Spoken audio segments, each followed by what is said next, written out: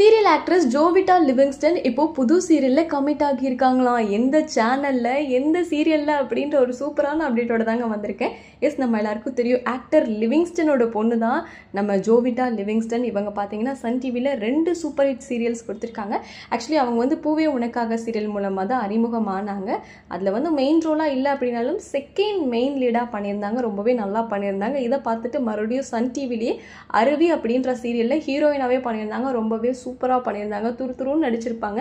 ரொம்ப நல்ல கேரக்டர் அவங்களுக்கு. ஸோ அந்த சீரியல் கூட சமீபத்தில் முடிவடைஞ்சது. அதை தொடர்ந்து எங்கடா நம்ம ஜோவிட்டாவே காணோம், எப்படா பார்க்க போகிறோம் அப்படின்ற ஆர்வம் எல்லாருக்குமே இருந்தது. ஸோ இப்போ பார்த்தீங்கன்னா அவங்க ஜீ தமிழில் புது சீரியலில் கமிட் ஆகி இருக்காங்களாம். அந்த ஒரு சூப்பரான இன்ஃபர்மேஷன் நமக்கு கொடுத்துருக்காங்க. ஸோ அந்த சீரியல் வந்து நெக்ஸ்ட் மந்த் எண்டில் ஸ்டார்ட் ஆகும் அப்படின்னு சொல்லியிருக்காங்க.